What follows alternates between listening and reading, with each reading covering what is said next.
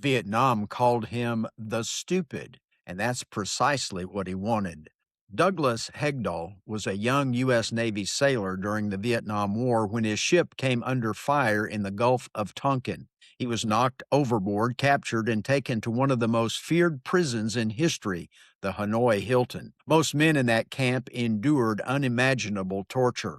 Many were broken, some never returned home. But Hegdahl, barely in his 20s, chose a strategy no one saw coming. He played dumb. He acted like he didn't understand military protocol, feigned confusion, and behaved as if he were a harmless bumpkin from the countryside. His captors mocked him, laughed at him, and even let him wander the compound freely, convinced he was too simple-minded to be a threat. Proverbs 12, verse 23 says, "Prudent man conceals knowledge, but the heart of fools proclaims folly." Douglas Hegdahl concealed his brilliance behind the mask of foolishness. While stumbling around the camp, he quietly poured dirt into the gas tanks of the enemy trucks, sabotaging their operations. But his most significant act of defiance wasn't sabotage, it was remembrance. He memorized the names, capture dates, and details of 256 fellow prisoners of war, set to the tune of Old MacDonald Had a Farm. It sounds almost comical, but it was a stroke of genius. His captors never suspected that this stupid American was secretly carrying the most vital intelligence of the war.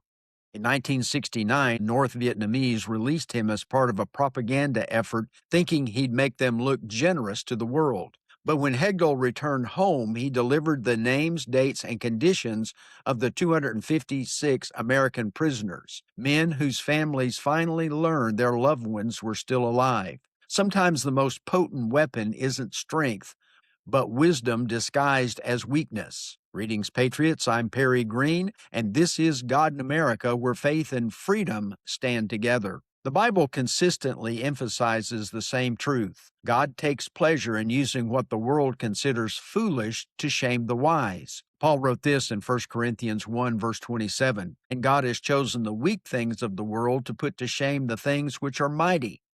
Think about that. The Almighty God uses a humble shepherd to defeat the giant. Fishermen spread the gospel to nations, and a carpenter's son to redeem the world. Douglas Hegdahl didn't wear armor or carry a sword as a POW. Like David, he had courage wrapped in humility. He reminds us that power often hides behind pride, but victory hides in humility. During the American Revolution, the British underestimated the colonists. They saw a ragtag group of farmers and merchants and thought, these men can't stand against the might of an empire. But those same nobodies outlasted one of the most powerful militaries in the world because they fought with conviction and the blessing of providence. The crown displayed symbols of authority like red coats, royal seals, and muskets, while colonists wore worn uniforms and borrowed weapons. George Washington said, "The power under God will be in the hands of the people who exercise it." This reflects Douglas Hegdahl's spirit, which is underestimated yet unstoppable, driven by quiet resolve and faith in his cause. There's also a spiritual message here for us.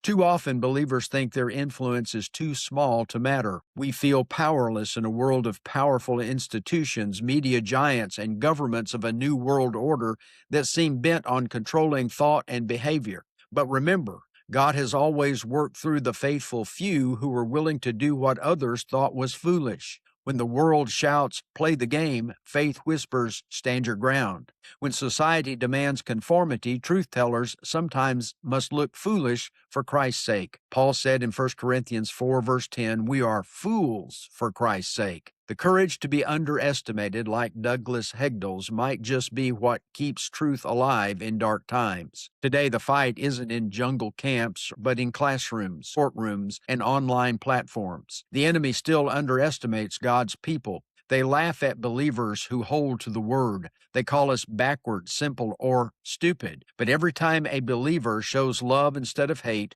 truth instead of fear, faith instead of cynicism, the enemy loses ground, just as in the case of the St. Paul Church assaulted by George Soros' antagonists in January. The world calls it foolishness. God calls it boldness and faith victory.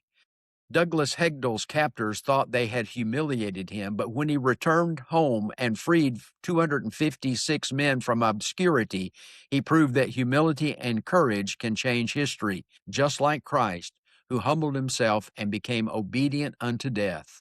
Hegdahl's quiet defiance became a light in one of history's darkest prisons. So here's the challenge.